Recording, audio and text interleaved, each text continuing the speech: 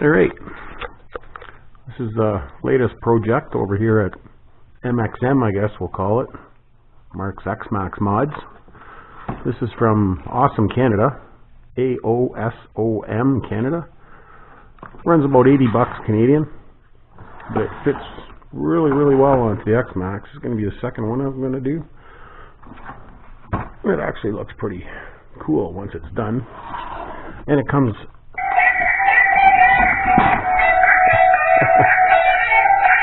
with lights. So I'll take a little video of this as I go and we'll see what we can build. Should be pretty cool when it's done again.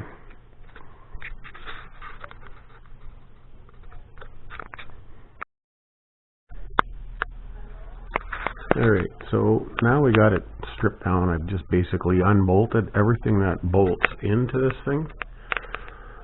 It's pretty basic once you do that. So we're trying to get to a nice flat surface like the way the front is already. So our stock front clip for the X-Maxx bodies is going to bolt into these four towers here. I'm going to trim them down a bit. We'll get to that in the next segment. The biggest thing is to get rid of this big rear hump and center section in here. And the last one I did, it actually had a nice line right here, if you can see the texture. I'm going to take all of this off all the way around. Once I get it done on that side, I'm going to go on the inside and reach in on the inside and cut that whole thing right out of there. My preferred bit is this little saw blade bit you can get for your die grinder accessories. This is a cable operated die grinder that I use. It's really nice because it's variable speed. It works much better for these sorts of things. So we'll see when I got this cut out.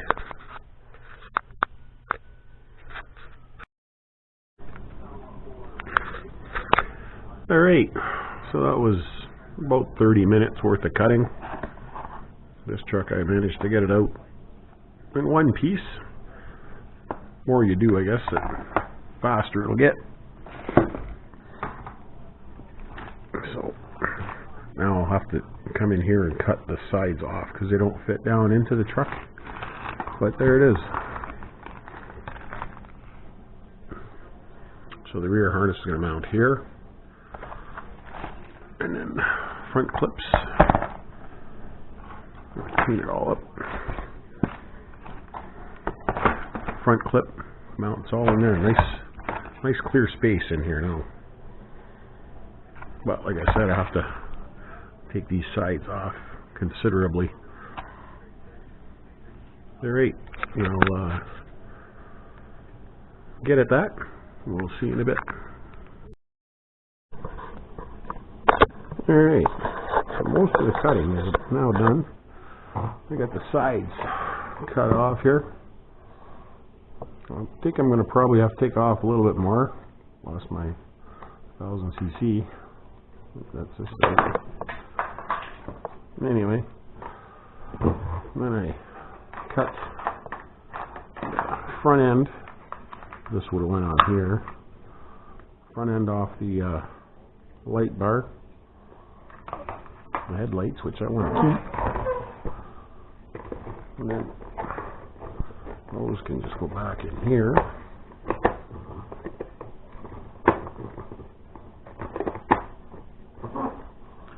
And I'll go in with a couple of screws.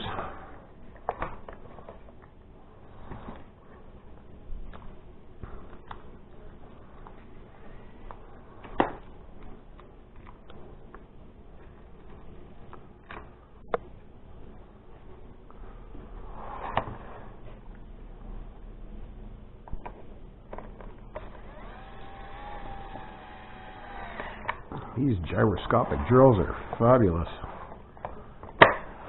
Fabulous. This is just all still kind of temporary till I get the mounting all sorted. That stuff can go over there. And then here's our 2 key pieces. Next thing to happen, we need an X-Maxx up here.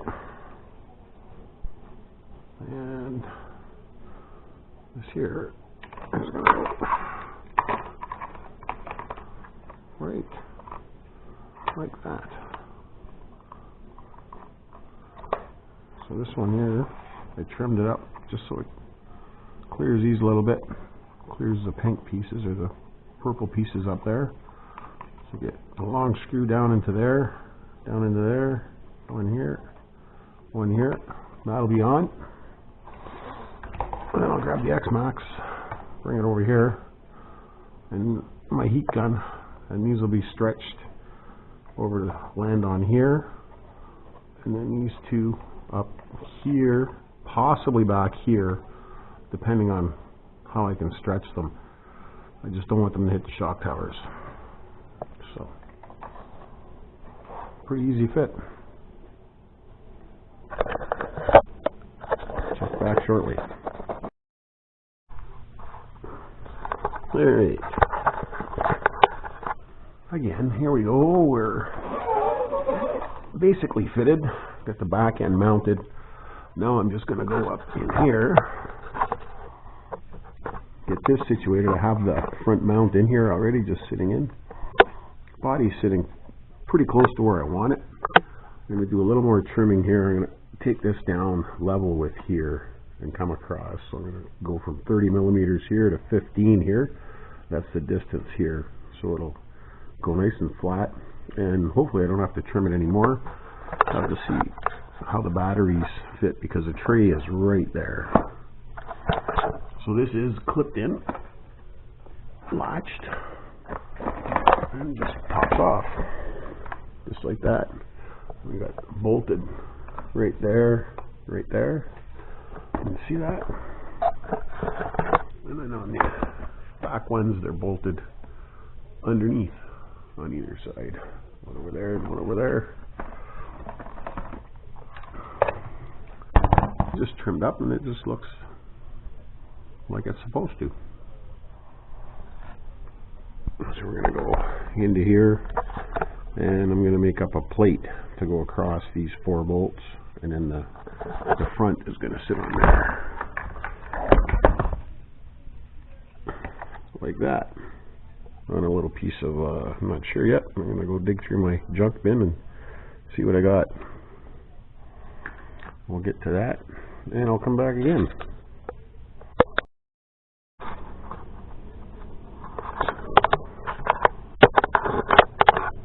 Top tip right here.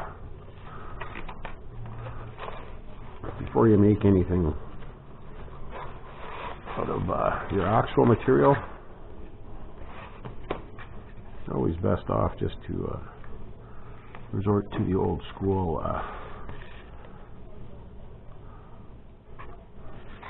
of new school CAD drawings.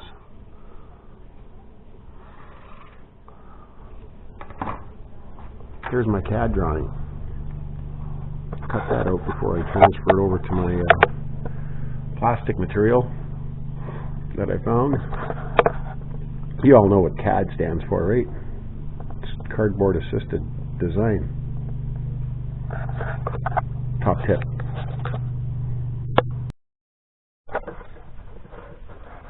So there's the CAD assisted design. Cardboard assisted design. That's funny. Now we go put this in here. Oh, look at that. Oh no. I thought it just dropped right in for me. Nope. So there. That's what it looks like there now.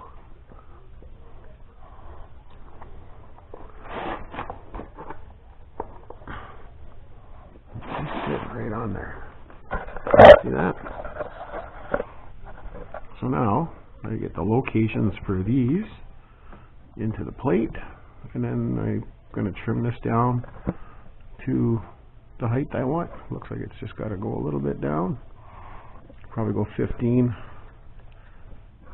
15 on both of those, and then like I said here, we're going to go from up here in this corner down to 15 here, and then that should be it. Alright, start doing some trimming. Alright, so CAD drawing, cardboard assisted again, converted to it's a laminated plastic sign. I get these, my son-in-law works for a company that changes the signs out, so it's kind of cool. It's kind of some sort of a composite material with aluminum on either side and plastic in the center, but you can use anything. This is 3mm thick. You could use aspenite or anything, or underlayment maybe, or something, piece of plexiglass. So I'm gonna give that a quick paint job, just make it black so I don't see no white underneath there, and then we'll be back after the paint dries, and I'll finish trimming up the body down the sides here where I need to, and be back.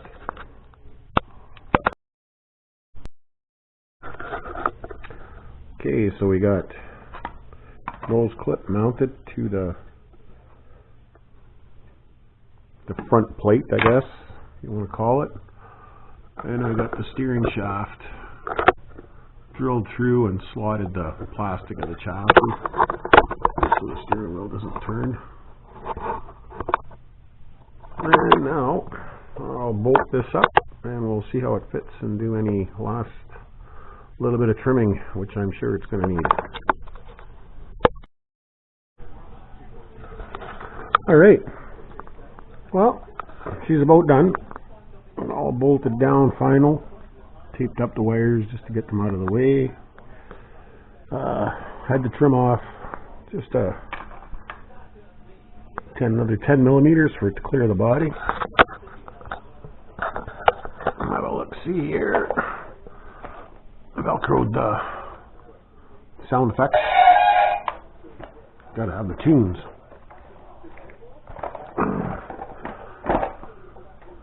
And she just hugs a little wee bit onto the battery trays right there. There.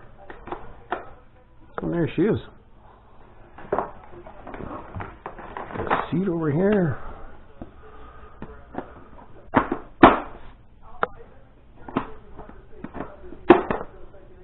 That's pretty cool. I like it. It's right on the bottom of the battery tray right here. Clears nice here. Yeah, seems to be pretty good.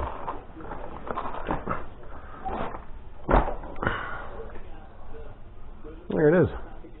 You can see I like my trucks pretty light in the suspension. I'm going to take the back bumper off when I do run it. Now I just got to find a pilot for it. This is kind of cool too, this truck. This is the truck I put the double upper tie bars into with the hinge bolts. We're going to see how this works out. Should be pretty cool. Stop breaking the shock towers and the bulkheads. I did it front and back. Probably see it better there. Alright, there it is.